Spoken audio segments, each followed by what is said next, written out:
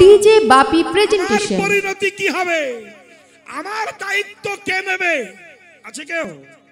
একদিন একটু হালকাতা করে দেখুন তো, যাদের জন্য সারা জীবন খাওয়ালেন ওদের হালকাতা চিঠি ধরিয়ে দেন, কে কত দেয় দেখুন। দেবে কাঁচকলা। এরা শুধু নিতে চায়, দিতে চায় না, দেয় শুধু আঘাত, ব্যথা, প্রতিবাদ, যন্ত্রণা, এছাড়া সংসারে কিছু পাওয়া যায় না। এই জন্য সংসার নামটা যিনি রেখেছিলেন বড় বিচার করে রেখেছিলেন, জানেন? সংসার, আমরা বলি সংসার ধর্মের উপরে আর ধর্ম নাই। চিটিংবাজেরা বলে, মূর্খেরা বলে, ভদ্রলোকে বলে না, জ্ঞানীতে বলে না। সংসার ধর্ম কাকে বলে সেটা জানেন? শুধু বিয়ে করে 2-4টে বাচ্চা পয়দা করলাম আর গুগোবর খেয়ে গেলাম, এটা সংসার ধর্ম হলো নাকি? হ্যাঁ, সংসার ধর্ম কাকে বলে সেটা কি জানেন? সংসার ডেফিনিশন জানেন কি? জানেন না। তার জন্য বলেন সংসার ধর্মের উপরে আর ধর্ম না। ভাষাই বোঝে না। সংসার, সং শব্দের অর্থ হচ্ছে কি জানেন? বহুরূপী। হ্যাঁ, তাই না? সং, সং মানে কি?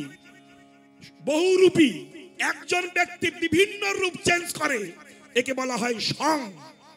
দেখবেন একজন ব্যক্তি কোনোদিন কালী হয়, কোনোদিন দুর্গা হয়, কোনোদিন শিব হয়, ওই একই ব্যক্তি, ওকে বলা হয় সং। তেমনি সংসারের প্রত্যেকটা মানুষ এরা রূপ চেঞ্জ করে শুধু, তাই না? যখন টাকার দরকার হবে, ছেলে তখন হেসে হেসে বাবার কাছে যাবে, বাবা বাবা আমার 10,000 টাকা দেয় নাকি? সাওয়ার কায়দা কি, ডিজাইন কি, মনে হয় সাবাল আমার বাপ ছাড়া কিছু বোঝে না। সঙ্গে সঙ্গে বাবা বলুক টাকা টাকা নাই, পরে হবে, জানি জানি, বাবা হয়েছে। এই সেন্স আগে ছিল এক রূপ, এখন আর এক রূপ হয়ে গেছে। বউ যদি বলে জামদানি শাড়ি লাগবে স্বামীর কাছে, তা ডাকে বলে একটা কাজে থাকে না, ডিজাইন আছে। ওগো শুনেছো গো? শোনা, শুনু, উরি বাবা, শুনু, উরি বাবা, মধুর ভাষা। তুমি আমার প্রিয়, তুমি আমার হাড়, তুমি আমার কলজে, তুমি আমার ছেড়াদ্দ সব। স্বামী বুঝে নিয়েছে, তার মানে মাল আমার এবার দিতে হবে কিছু। এত কায়দা করে বলার কায়দা। আরে তুমি কি বলছো বলো না, তুমি কথা দাও, কথা রাখবে। ওরে বাবা রে, বললো বলো না আমাকে একটা জামদানি শাড়ি দেবে, পয়সা টয়সা নেই, পরের বছর হবে। তা তো জানি, নিজের মার বেলায় হয়, বোনের বেলা হয়, আমার হবে না। একেবারে মুহূর্তের মধ্যে রূপ চেঞ্জ। একে বলা হয় সং, বহুরূপী। এই জন্য এই সং, একে আস্তে আস্তে আস্তে আস্তে এই সংসার শুধু চাই দাও, আর না দিতে পারলেই আর আপনাকে ভালোবাসবে না। এই জন্য কামরুল কামাখ্যা মন্দিরে দেখবেন, ওখানে ওই তান্ত্রিক সাধকরা তন্ত্র সাধনা করে, ওরা মরা বাঁচায়, সব সব তালেবি সব ওরা মন্ত্রপুত করে মরা বাঁচিয়ে তোলে। আর এই মরা বাঁচানোর সময় যেই মন্ত্র দেয়, আর মরা যখন এরকম শুয়ে থাকে তো মরা হা করে ওঠে, ওঠে যখন, আর ওই হা করলে কিছু ঢুকিয়ে দিতে হয়। তন্ত্র সাধক ওই মরার খেতে দেওয়ার জন্য ডাইনের পায়ে একটা মেশলায় কিছু ছোলা ভিজিয়ে রাখে, আর একটা মাথায় চুল্লু রেখে দেয়। মরা যখন হা করে ওঠে, 1 গ্লাস চুল্লু দিয়ে খানিকটা ছোলা ঢুকিয়ে দেয়, ও মাল চপ চপ চপ চপ করে খায়, আবার ফুরিয়ে যায়, আবার হা করে ওঠে, আবার ঢুকিয়ে দেয়, আবার চপ চপ করে খায়, আবার হা করে ওঠে। তন্ত্রক সাধক জানে যে ছোলা চুল্লু ফুরোবার আগে, শেষ হওয়ার আগে আমার কার্য সিদ্ধি করতে হবে, নইলে যদি ওঠে মাল ফুরিয়ে যায় আমারে চিবিয়ে খাবে। তেমনি সংসারে প্রত্যেকটা মানুষ শুধু হা করে, কিছু টাকা ঢুকিয়ে দেন, মাল চুপ করতে থাকবে, আবার ফুরিয়ে যাবে, হা করে আবার দাও, আবার, নইলে যদি মাল ফুরিয়ে যায় তোমারে চিবিয়ে খাবে। রাধে রাধে। এ হলো সংসার। আর এই সংসারের জন্য যেটা অসার সেটাকে ভেবেছি সংসার, সংকে সার ভেবেছি, কিন্তু পরমেশ্বরকে আমরা অসার ভেবে নিয়েছি। যিনি শান্তি দেন, যিনি শান্তি যোগান, যিনি ভালোবাসা মায়ের গর্ভের থেকে দিয়েছেন, বেরিয়ে এসে পৃথিবীতে কি খেয়ে বেঁচে থাকবো তার জন্য মায়ের স্তনে দুগ্ধ পাঠিয়ে দিয়েছে। আমার ভক্ত কি খাবে? যে আমার পেটের থেকে চিন্তা করতে করতে মাতৃস্থলে চিন্তা করেছে আমি কি করে নিঃশ্বাস নেব তার জন্য নাক দিয়েছে, কান দিয়েছে, হাত দিয়েছে, পা দিয়েছে। বলুন দেখিনি, এগুলো একটু ভালো করে ভাবুন তো আপনারা। এই যে চোখটা দিয়েছে, চোখের ভুরু যদি না দিত কত নোংরা ঢুকতো, ডিজাইন নষ্ট হয়ে যেত। ভুরু দিয়েছে তাও শালা নকল ভুরু লাগাচ্ছে, নকল ভুরু কিনতে পাওয়া যাচ্ছে।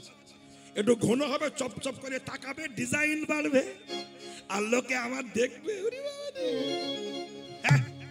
এই এখানে আবার এই ভুরু দিয়েছে, ওমা ওনার আবার চেঁচে নিয়ে ওর মধ্যে কালো রং লাগাচ্ছে। কেন? আমাকে ডিজাইন ভালো করতে হবে। যদি ভগবান ভুরু না দিত তুমি রং লাগাতে কোন জায়গায়? যদি ঠোঁট না দিত প্লাস্টিক পরতে কোন জায়গায়? নখ যদি না দিত নেল পালিশ পরতে কোথায়? কত বড় বেঈমান আমরা দেখেছেন। তার ভাড়া ঘরে বাস করি, তার দুয়া জিনিস নিয়ে আমরা খাই, আর তার সঙ্গে বেঈমানি করি। আমরা বলি ভগবান নাই। ভগবান যদি না থাকতো এত সুন্দর ডিজাইনের চেহারাটা কোথায় পেতে? হ্যাঁ, এই যে মায়েরা বলো, একটু ভেবে দেখো, দেহের মধ্যে সবাই একদিন কম্পিটিশন করছে। শোনো, আত্মার সঙ্গে ঝগড়া বেঁধেছে চোখের। চোখ বলছে আত্মা আমি না থাকলে তোমার কোনো মূল্য নাই। আত্মা বলছে চলে যাও, দেখি কি হয়। চোখ দৃষ্টি শক্তি 15 দিন চলে গেছে। 15 দিন পরে ফিরে এসেছে। কেমন ছিলে আত্মা বলো? আত্মা বলছে ভালোই ছিলাম, ফেসবুক দেখতাম না, সিরিয়াল দেখতাম না, শুধু মনে মনে কৃষ্ণ কৃষ্ণ করতাম। বাহ। এইবার বলছে শ্রুতি শক্তি মানে কান, ও বলছে আমি চলে যাই। 15 দিন পরে ফিরে এসে বলছে কেমন ছিলে বলো? বলছে আর কানে বল্টু লাগাতাম না, ওই মোবাইলের মধ্যে ঢুকিয়ে দিয়ে বল্টু দেয়, ও আর দিতাম না। কানে কোনো আজে বাজে কথা শুনতে পারতাম না, বেশ নির্জনে বসে হরিভজন করতাম। ভালো। পা চলন শক্তি বলছে আমি চলে যাই। 15 দিন পরে ফিরে এসে বলছে কেমন ছিলে আত্মা বলো?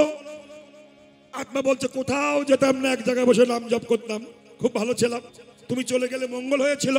আস্তে আস্তে আস্তে আস্তে এইবার শুনুন ভাইরা, এইবার কি হলো জানেন? আত্মা বলছে সবাই তো গেলে, এবার আমি যাই, তোমরা কেমন থাকো একটু দেখি। আত্মা চলে গেছে। 15 দিন লাগেনি, 15 ঘন্টায় ফুলে মাল মোটা হয়ে গেছে। তার মানে এটা কি বাবা? ঠ্যাং না কান হাত পা যুগ্ম ভুরু, ডিজাইনের ভুরু যাই লাগাও, পরমাত্মা রূপে ভগবান যদি না থাকে কোনোই মূল্য থাকবে না। সবকিছু মূল্য বৃদ্ধি তার জন্যই হয়, কিন্তু আমরা মূর্খের মতো শিয়াল কুকুরকে ভালোবেসে যাই, যে আমাকে ভালোবাসে আমি তাকে ভালোবাসতে পারি। এরই বড় মর্মান্তিক বেদনা। আমরা সংসার ভালোবেসেছি।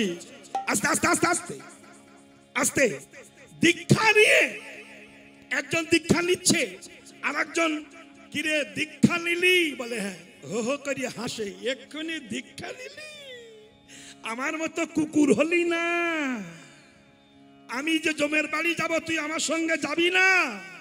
ও শালা নেবে না, আর একজন নিলে তাও সহ্য হবে না। কে? একে বলবেন একটু হরিনাম কর না, সংসার ধর্ম বড় ধর্ম।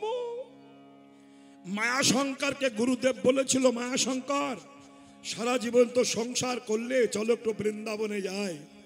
মায়াশঙ্কর বলছে গুরুদেব বাচ্চাগুলো ছোট, 5 বছর পরে যাব। 5 বছর পরে এসেছে, বাচ্চাগুলো বড় হয়েছে, চলো মায়াশঙ্কর এবার যাই। বলছে বাবা একটু দাঁড়ান, এই ভিটেটা একটু পাঁচিল টাচিল দিয়ে নি, 5 বছর পরে যাব। আবার 5 বছর পরে এসেছে, মায়াশঙ্কর এবার চলো। বললো দাঁড়ান, ছেলেটাকে বিয়ে দিয়ে নাতির মুখ দেখে তবে যাব। আবার 5 বছর পরে গেছে, মায়াশঙ্কর মরে গেছে। গুরুদেব বলছে যার সংসারে এত ইচ্ছা সে তো মরে যাবে না, মরে কিছু একটা হয়ে আসবে। ছেলেকে প্রশ্ন করছে, খোকা তোর বাবা মরে যাওয়ার পরে শ্মশান থেকে আসার পরে কিছু দেখছিস? বলে হ্যাঁ। আমরা বাবাকে পুড়িয়ে যখন বাড়ি আসলাম, একটা কালো কুকুর আমাদের সঙ্গে সঙ্গে এসেছে। এসে দরজায় বসে ভিখিরিকে ঢুকতে দেয় না, ভিখিরি আসলেও ঘাউ করে ওঠে। ওরে বাবা, এই দেখ, এই গুরুদেব তার গায়ে জল ছিটিয়ে বলছে মায়াশঙ্কর। গুরুদেব বুঝে নিয়েছে যে মায়াশঙ্কর মরে যে কুকুর হয়ে ডিউটি দিচ্ছে। মায়াশঙ্কর কেমন আছো? বৃন্দাবনে যাবে না? কুকুর রূপী মায়াশঙ্কর বলছে গুরুদেব, বিভিন্ন ভিখারি চোর ডাকাতে খুব দেশে খারাপ, একটু দাঁড়ান, 5 বছর পরে যাব, পরে আসুন। আবার 5 বছর আগে কুকুর মরে গেছে। ছেলেকে বলছে কুকুর মরে যাওয়া কিছু দেখতে পাচ্ছি? হ্যাঁ, আমাদের ক্যাশ বাক্সে একটা পদ্মগোগ্র সাপ, যেই আমরা চাবি খুলে টাকা নিতে যাই, ওই সাপটা করে ওঠে। মানে ওই মায়াশঙ্কর সাপ হয়ে ডিউটি দিচ্ছে। গায়ে জল দিয়ে বলছে মায়াশঙ্কর বৃন্দাবনে যাবে না। বলছে আজে বাজে ব্যয় করছে, আর 2 বছর পরে আসুন। গেছে, সাপ মরে গেছে। ছেলেদের বলছে এবার কিছু দেখতে পাচ্ছি? হ্যাঁ। কিরকম? না, খাটা পায়খানা। খাটা পায়খানা জানেন তো? আগে ছিল মাটি খুঁড়ে মাঝখানে একটা কাঠ দিয়ে আর চট দিয়ে ঘিরে ওই জায়গায় বসে হ্যাঁ করত। এখন ওই জায়গায় হ্যাঁ করে। ছেলে বলছে গুরুদেব, ওই গোগ্র সাপ মরে যাওয়ার পরে পায়খানা করতে গিয়ে দেখছি পায়খানার উপরে বলে কাঠি দিয়ে তুলে নিয়ে এনেছে, জল ছিটিয়ে বলছে মায়াশঙ্কর বৃন্দাবনে যাবে না? তখন বলছে মনে ভেবেছিলাম গুরুদেব যাব, কিন্তু আজ যেতে ইচ্ছা করছে না। কেন? বলে বিভিন্ন ডিজাইনের মাল খাচ্ছি। আমার ছেলে বৌমা নাতিপতি প্রত্যেক দিন আমাশা যুক্ত দেয়, শুধু পায়খানা দেয় না, সঙ্গে জলও দেয়, প্রসাব করেও দেয়। আমি খাচ্ছি, বেশ সুখী আছি, আমি আর বৃন্দাবনে যাব না। সংসারের কিছু মানুষ আছে, এরা ঝাঁটা লাঠি খাবে, শিয়াল কুকুর খাবে, সংসারের লাঞ্ছনা যাতনা খাবে, কিন্তু ভগবানের প্রসাদ খেতে চাইবে না। এরা হলো মায়াশঙ্করের মতো। অতএব মাগো, হরি ভজন যদি কেউ না করে, সে দেহটা দেহ হবে না, পশুর দেহ হয়ে যাবে। তাই তো গোবিন্দ দাস গেয়েছেন, এ ধন যৌবন পুত্র পরিজন। এই জন্য গান রাখতে হয় পেছনে, সেসব ধন যৌবন পুত্র পরিজন, কি আছে পর তিতনে, নলিনী দল জন জীবন টলমল, ভজও হরিপদ নীতিরে। হরে নলিনী দল জন জীবন টলমল, ভজও হরিপদ নীতিরে। আসা যাওয়া সার হলো,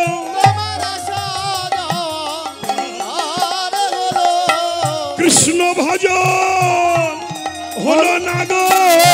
আসা যাওয়া সার হলো, কৃষ্ণ ভজন হলো না গো।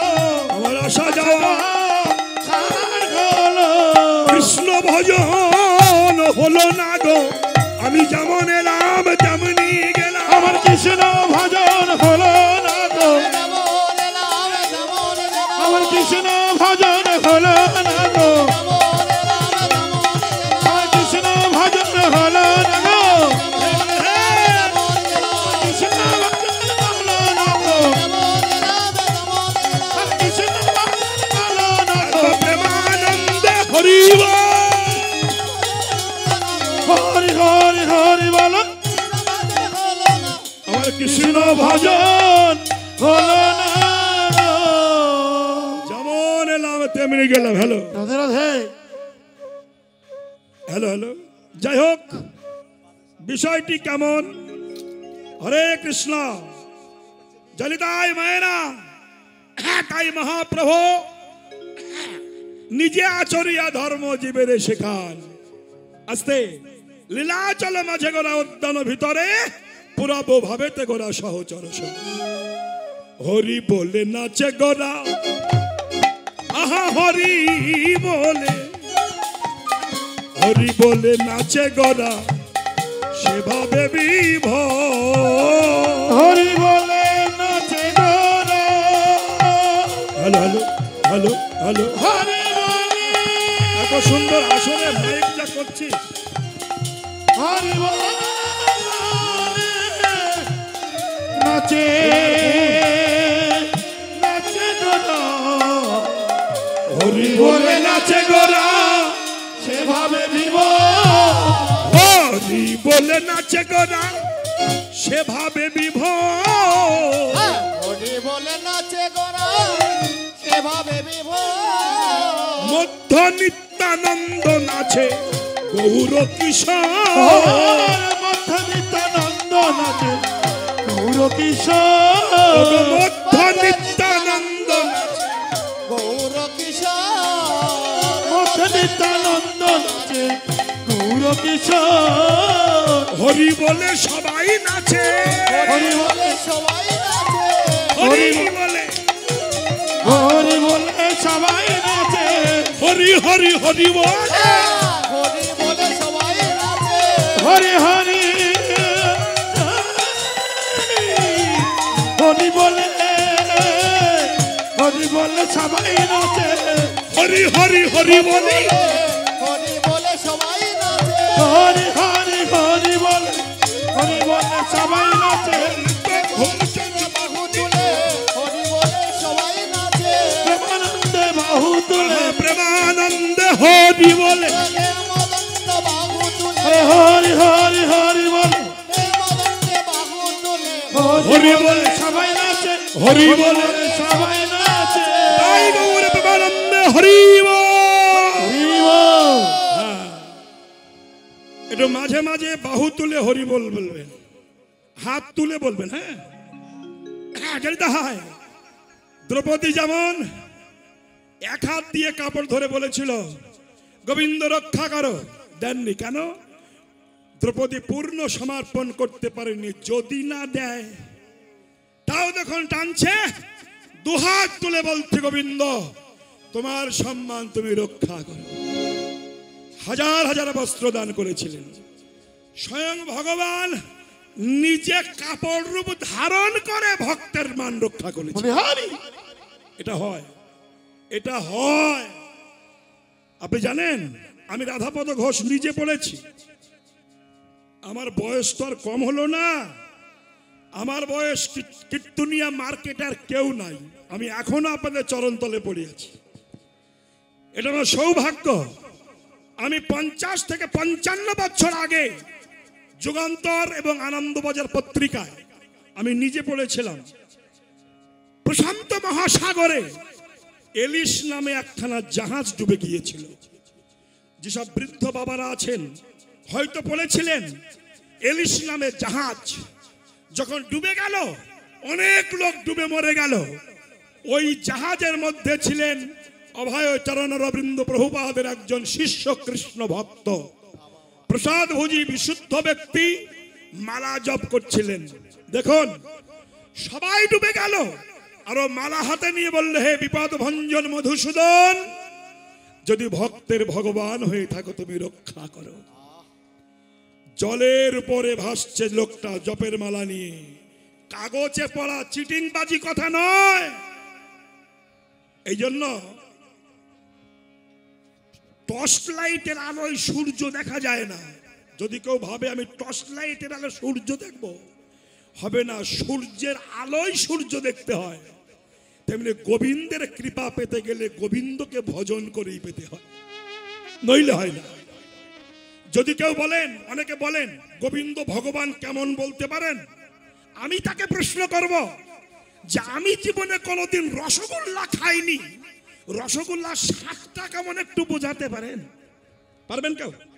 পৃথিবীর কোন শক্তি আছে রসগোল্লার কড়ার কাছে নিয়ে বসিয়ে রাখলো? পারবেন কি? না।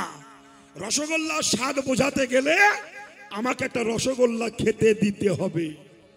তো রসগোল্লা না খাওয়া পর্যন্ত যেমন রসগোল্লার স্বাদ বোঝা যায় না, তেমনি গোবিন্দ ভজন না করা পর্যন্ত গোবিন্দকে বোঝা যাবে না।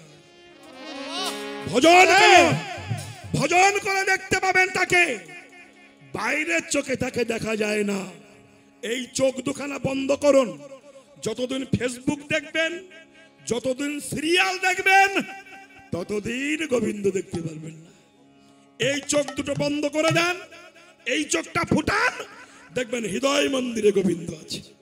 এই যে বাবা আস্তে আস্তে, হ্যাঁ সেই ভক্ত মালা জপ করছে প্রশান্তের মহাসাগরে, মহাঢেউ, প্রশান্ত সাগরের ঢেউ, উত্তাল ঢেউ, ওই ঢেউর উপরে 3 দিন বেঁচে আছে বিশাল একটা কচ্ছপ।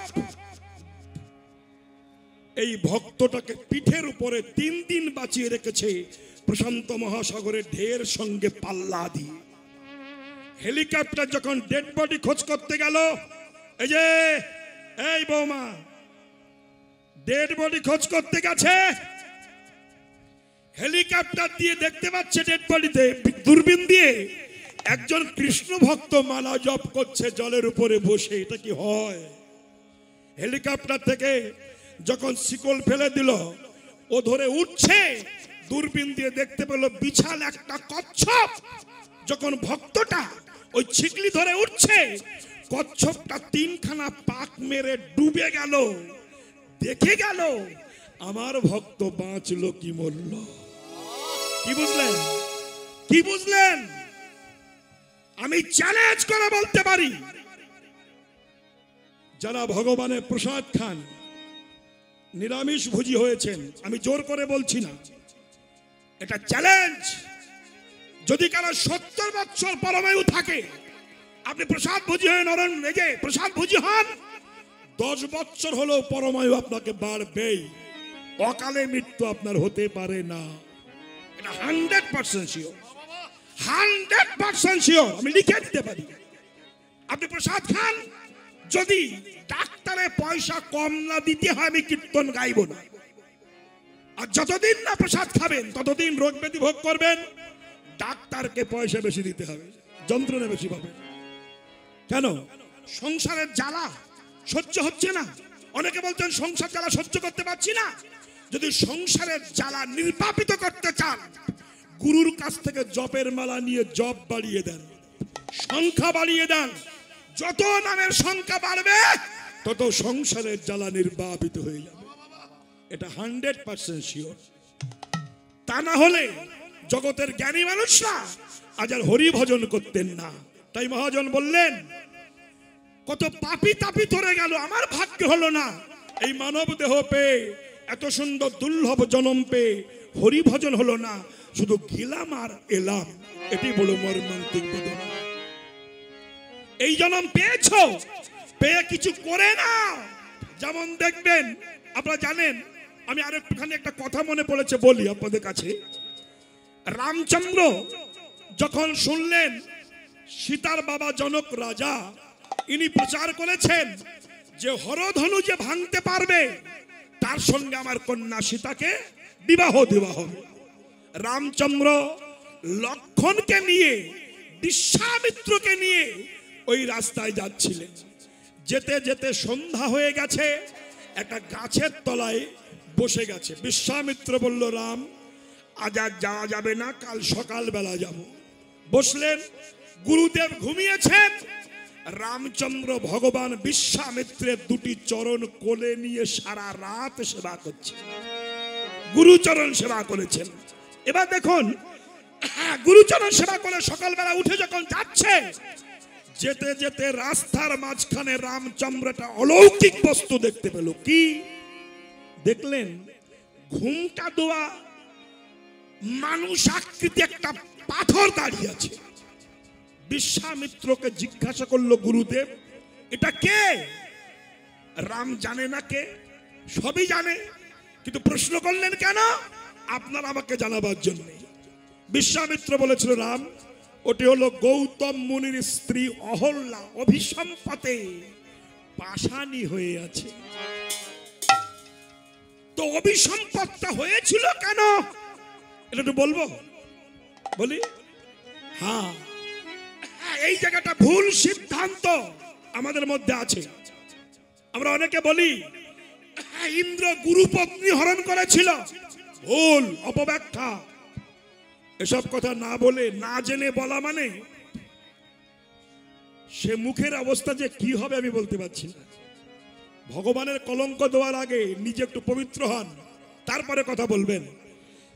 বলুন তো, ইন্দ্র যার অপসরি স্বর্গে সবাই ছিল, সে কেন গুরুপত্নীকে হরণ করতে আসবে? এর উত্তরটা কি দেবেন আপনারা? আমরা কিন্তু বলি কথাগুলো, সে অন্যায় করেছিল না, এগুলো জানুন। কেমন জানেন? গৌতম মুনির স্ত্রী অহল্যার সঙ্গে ইন্দ্রের একটা ইনকন্টাক্ট হয়েছিল। মা, তোমার কাছে একটা নিবেদন আছে। কি? মা গো, এমন একটা কিছু করব, গুরুদেব রাগ করে অভিসম্পদ দেবে, ভুল বুঝার পরে সে অভিসম্পদটা আমি আশীর্বাদ রূপে গ্রহণ করব। কিরকম? প্রত্যেক দিন ব্রাহ্ম মুহূর্তে গৌতম দেব সাধনা করতে যান, আমি এসে তোমাকে মা বলে জড়িয়ে ধরবো, ছাড় ছাড় করবে, তোমার চিৎকারে গুরুদেব ফিরে আসবে। যখন দেখবে আমি তোমাকে জড়িয়ে ধরে দাঁড়িয়ে আছি মাতৃজ্ঞানে, গুরুদেব বুঝতে না পেরে ভুল ব্যাখ্যা করে ভুল বুঝে অভিসম্পদ করবে, আর সেটাই হবে আশীর্বাদ। এই কন্ট্যাক্ট করে গৌতম দেব ভোরবেলা যখন বেরিয়ে যাচ্ছেন, ইন্দ্র এসে জড়িয়ে ধরল। ওরে ছাড় ছাড় ছাড়! গৌতম দেব এসে দেখছেন জড়িয়ে ধরে অভিসম্পদ করলো। ইন্দ্র, তোর এত বড় স্পর্ধা, তুই গুরুপত্নীকে হরণ করছিস, অভিসম্পদ করছিস, তোর সর্বাঙ্গে ভোগ চিহ্ন হয়ে যা। ইন্দ্র বলল, বাবা হ্যালো খোকা, তোর পায়ে ধরে একটু বেশি করে বাড়া। এটা সোনারপুরের মতো জায়গা, যদি মাইক সেট এমন হয়, ভালো মাল হলে হবে না, রাঁধুনি ভালো দরকার। বারবার শুধু টিপিয়েই যাও। হ্যালো, এবার সব গেল। হ্যালো হ্যালো হ্যালো হ্যালো, হ্যাঁ রাখো, এই সাউন্ডটা রাখো, আর টিপা টিপি করিস না। হ্যালো হ্যালো থাক। হ্যালো। তো যাই হোক, এই কথাটা বলেছিলেন কিরকম না, মহাজন বললেন আস্তে আস্তে, শোনো। ইন্দ্র বলল, বাবা আপনি একটু ধ্যাননেত্র দেখুন, আমি মাকে চরিত্রহীনতার রূপে গ্রহণ করিনি। গৌতম দেব ধ্যানে বসলেন, দেখলেন সত্যি তো মাতৃজ্ঞানে জড়িয়ে ধরেছিল। তখন বলেছিল, বাবা আমার ভুল হয়েছে, আমি আশীর্বাদ করছি, সর্বাঙ্গে ভোগ চিহ্ন বাদে সর্বাঙ্গে লোচন চিহ্ন হয়ে যা। বলুন তো, লোচন মানে কি? লোচন মানে চোখ। চোখ চোখ হলো কেন? চোখটা হলো কেন? ইন্দ্র বলেছিল, বাবা আমি চাইলে আপনি দিতেন না, তাই অভিসম্পদ থেকে আশীর্বাদ রূপে গ্রহণ করলাম। কেন জানেন? এই দুই চোখে বিশ্ব ভোলানো গোবিন্দ রূপ দর্শন করে আমার আশা মেটে, তাই সর্বাঙ্গে চোখ করে নিলাম, আমি যেদিকে তাকাবো সেদিকে যেন গোবিন্দ রূপ দর্শন করতে পারি। এগুলোর জন্য কীর্তন শুনতে আসা, এইগুলোর জন্য কীর্তন শুনতে আসা, এই ফাঁকা মাঠে কীর্তনের হরিবাসর করা, এগুলোর জন্য আসা। গৌতম মুনির স্ত্রী অহল্যাকে বলেছিল, তুমি পাষাণী হয়ে যাও। আস্তে মা, আস্তে আস্তে। ইন্দ্র বলেছিল, মা এই অভিসম্পদে তুমি যদি পাষাণী হও, তাতে তুমি রামের চরণে স্পর্শ করতে পারবে। কে না চায়? কে না চায়? পাষাণী হয়ে গিয়েছিল। গৌতম বলেছিল, অহল্যা আমি তোমার প্রতি ভুল বুঝেছি, আমি আশীর্বাদ করছি। আসতে ত্রেতা যুগে যবে রাম জন্মগ্রহণ করবে, রামের পদস্পর্শে তুমি মানবিনী হবে। পাথর হয়ে গেছে। গৌতম দেবের পুত্র সত্যানন্দ সে দেখছে মা পাথর হয়ে দাঁড়িয়ে আছেন। বাবা কি হয়েছে? ঘটনা বলল। এবার বলছে, বাবা হ্যাঁ সত্যের পরে দাপার, তারপরে ত্রেতা, মায়ের তো অনেক কষ্ট হবে। তাই সত্যানন্দ যুগমাতার ধ্যানে বসলেন। ত্রেতাকে আস্তে আস্তে আস্তে দাপারকে পিছিয়ে দিয়ে ত্রেতাকে আগে এনে রামচন্দ্রকে সৃষ্টি করলেন। দেখেছেন? এই রাম যখন যাচ্ছে বলল, এটি হলো গৌতম মুনির স্ত্রী অহল্যা পাষাণী হয়ে আছে। রাম বলল, প্রভু উদ্ধার হবে কি করলে? বিশ্বামিত্র বলল, রাম তোমার চরণ পেলে উদ্ধার হয়ে যাবে। তুমি একটু পদে স্পর্শ করো। রাম বলছে অসম্ভব। কেন? এক মুনি পত্নী, তাতে ব্রাহ্মণের কন্যা, পদে স্পর্শ করলে আমি যদি অপরাধী হয়ে যাই। অপরাধের ভয় ভগবানের আছে, কিন্তু আমাদের নাই, করবে না। বিশ্বামিত্র ভাবছে ছলে বলে কলে কৌশলে অহল্যাকে উদ্ধার করতেই হবে। আস্তে আস্তে নিতাই গৌর হরি বল। অহল্যা বলছে যে বাবা, বিশ্বামিত্র বলছে রাম, যদি পদে স্পর্শ না করো, তুমি ওই পাথরটাকে একটু প্রদক্ষিণ করো। প্রদক্ষিণ মানে কি বলেন তো? এই যে বৌমা আমার দিকে তাকান, মরণ সামনে বসবে ফালুক ফুলুক করবে। কেন? কারো আসার কথা আছে নাকি? যদি কোনো মনের মানুষ আসার কথা থাকে, তখন দেখতে সে এসেছে কি দেখেনি। এত দেখার শখ কেন? আর দেখতে যদি হয়তো পিছনে বসতে পারো না, সারাক্ষণ কেউ কিছু বলবে না। সামনে বসে শোনো, আমার দিকে তাকাও, ব্যাপারটা দেখো। যেই না বলেছিল হরে কৃষ্ণ, যেই বললেন পদে স্পর্শ করো, প্রদক্ষিণ করো, ঘোরো, বিশ্বামিত্র জানেন রাম যখন ঘুরবেন তখন আমি পবনদেবকে বলবো, হে পবনদেব, তুমি প্রবল গতিতে এসো, এসে রামকে ধাক্কা মেরে ফেলে দাও, এমন ভাবে ফেলবে যেন রামের চরণখানা মাকে স্পর্শ করে। রাম যখন ঘুরছেন, প্রদক্ষিণ করছেন, আর পবনদেবকে ডাব দিয়েছেন, বাতাস প্রবল গতি দিয়েছে, রামকে ধাক্কা মেরে ফেলে দিয়েছে, এমন ভাবে ফেলেছে রামের চরণখানা মায়ের অঙ্গে স্পর্শ হয়ে গেছে, আর পাশানি থেকে মানবী হয়ে গেছেন। হরে কৃষ্ণ। এই পাশানি থেকে যখন মানবী হয়েছেন, রামচন্দ্রের চরণ পানে চেয়ে আছেন এই অহল্যা। হরে কৃষ্ণ। অহল্যার দিকে তাকিয়ে রাম বলছে, মা তুমি কিছু চাও? আহা, অহল্যা বলছে, বাবা চাই।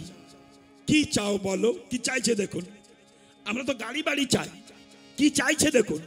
প্রভু যদি দিতে চাও আমাকে এই কথাটা দাও, কি যে অভিশাপে আমি পাশানি হয়ে আছি, এমন অভিশাপ যেন আমার জীবনে জনম জনম হয়। রাম বলল, মা তুমি অভিশাপ চাইছো কেন? এই আসতে বাবা, কথা নয়, কথা নয়, ওদিকে চলে যাও। তাহলে বিষয়টি কেমন বলছেন? এমন অভিশাপ যেন হয়। রাম বলছে, মা তুমি অভিশাপ চাইছো কেন? অহল্যা বলছে, প্রভু কোটি জনম সাধনা করে যে চরণ পাওয়া যায় না, কত মুনি ঋষি সাধক সাধিকা গন্ধর্ব কিন্নর রনে বনে কনে পাহাড়ের ভিতরে বসে ধ্যান করেও পাচ্ছে না, সেই চরণ যে অভিশাপে পাওয়া যায়, তেমন অভিশাপ যেন আমার জনম জনম হয়। রামের পদস্পর্শে পাষাণ যে মেয়ে ছেলে হয়ে গেছে, এটা চতুর্দিকে ছড়িয়ে গেছে। এইবার মিথিলে আর যাবে, নদী পার হয়ে যাবে, যমুনা পার হয়ে মিথিলায় যাবে। ওই ঘাটে যে মাঝিগিরি করে তার নাম হলো মাধব। মাধবের বউ শুনতে পেয়েছে রাজা দশরথের ছেলে রামের পা লেগে পাথর মেয়ে ছেলে হয়ে যাচ্ছে। যদি ভুল করে আমার স্বামী ওই পা নৌকায় তোলে, আর ওই পা লেগে যদি নৌকা মেয়ে ছেলে হয়ে যায়, আর ওকে তো আমার স্বামীকে বিয়ে করতে হবে, করলে শালা সতীনীর ঘর করতে হবে। শয়তান মানুষের শয়তান চিন্তা ভাবনা। স্বামীকে ডেকেছে, শোনো, কি তুমি তো যাচ্ছ? বলে হ্যাঁ। সাবধানে পার করো, ঠিকানা নিয়ে পার করো। রাজা দশরথের ছেলে রামের পা লেগে পাথর মেয়ে ছেলে হয়ে যাচ্ছে, ঠিকানা নেবে? ঠিক আছে, হ্যাঁ ভালো। ঘাটে বসেছেন মাধব আর রামচন্দ্র, বিশ্বামিত্র, লক্ষ্মণ উপস্থিত। রাম ডাক দিয়েছে, মাধব,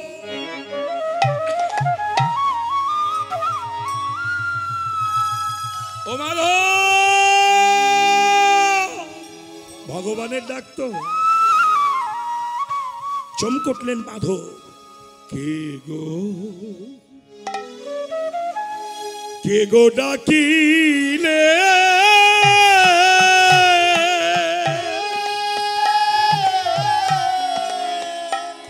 এই হতভাগার নাম শুনে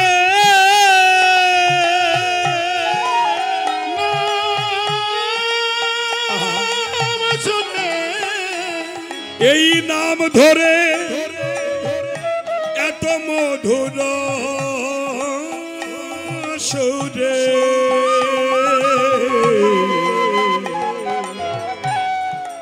এমন মধুর সুরে কে ডাকিলে গো তোমার ডাকে আমার হৃদয়ের জ্বালা জুড়িয়ে গেল তাই গৌর হরিব উলোধ্বনি বা উলোধ্বনি একবার ডাকো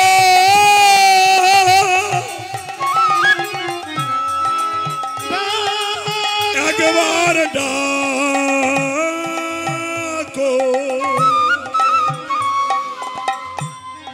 এই হতভাগার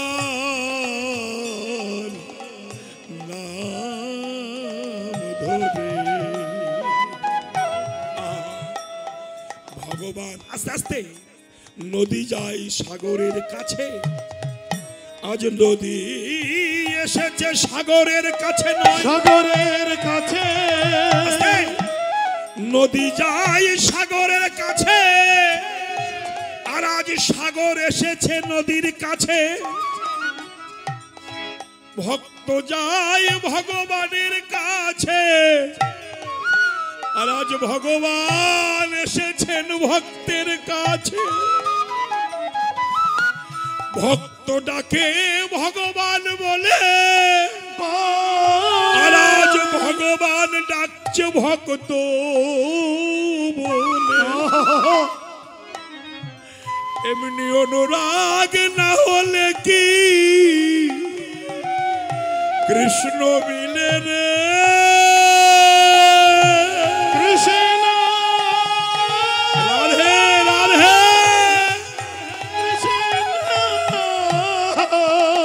এমনি অনুরাগ না হলে না হলে গো ও মাধব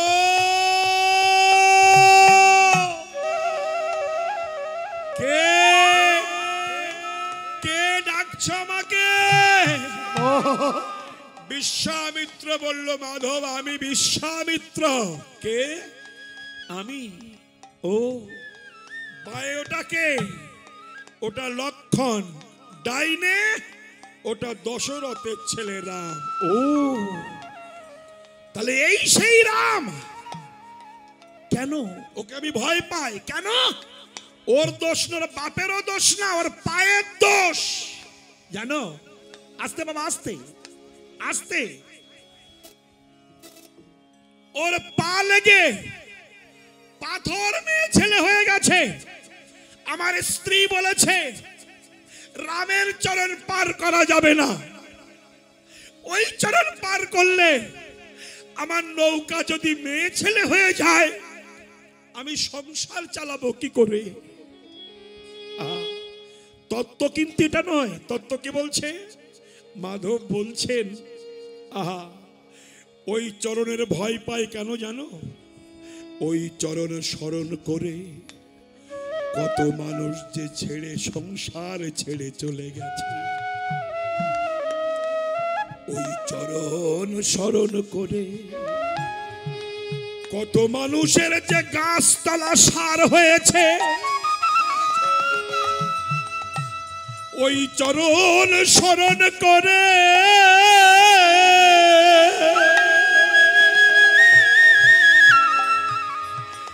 কত মানুষের যে নয়ন জল সার হয়েছে ওই চরণ স্মরণ করে তার ঘর বাড়ি কিছু ভালো লাগে না ঐশ্বর্য ভালো লাগে না ইন্দ্রিয় সুখ ভালো লাগে না মনে হয় কাঙাল হয়ে রাস্তায় রাস্তায় হারাম হা কৃষ্ণ বলে কাঁদি। কৃষ্ণ দাদা কৃষ্ণ বলে ওই চরণ যে শরণ নিয়েছে তার কাঁদতে কাঁদতে জন্ম দিয়েছে। কত প্রমাণ আছে, আমি পার করতে পারবো না বাবা। কেন? ওর পায়ের দোষ, পা লেগে পাথর মেয়ে ছেলে হয়েছে। নৌকা যদি হয়, বিশ্বামিত্র বলছে সে তো পাথরের অভিসম্পদ ছিল তাই হয়েছে। মাধব বলছে আমার নৌকার যে অভিসম্পদ নাই, জানবো কি করে? পা লাগলেই যদি মেয়ে ছেলে হয়ে যায়, অ্যাকশন শুরু হয়ে যায়। বিশ্বামিত্র বলল মাধব এক কাজ করো, যাতে মেয়ে ছেলে না হয়, তুমি দ্রোণী আস্তে আস্তে নৌকার ছাঁচা যে পাত্র দ্রোণী, ওই দ্রোণী পূর্ণ করে জল আনো, এনে রামের পা দুখানা ধুয়ে দাও। ধুলে আর ধুলো থাকবে না, মেয়ে ছেলে হবে না। মাধবের আনন্দ ধরে না, কি সৌভাগ্য আমার! এই যে বাবা, কি সৌভাগ্য! ওই চরণ আমি নিজ হাতে ধুয়ে দেব। জল এনে রামের পা দুখানা ধুয়ে দিচ্ছেন। আস্তে আস্তে আস্তে ধুয়ে দিয়ে আঁচল দিয়ে পাটা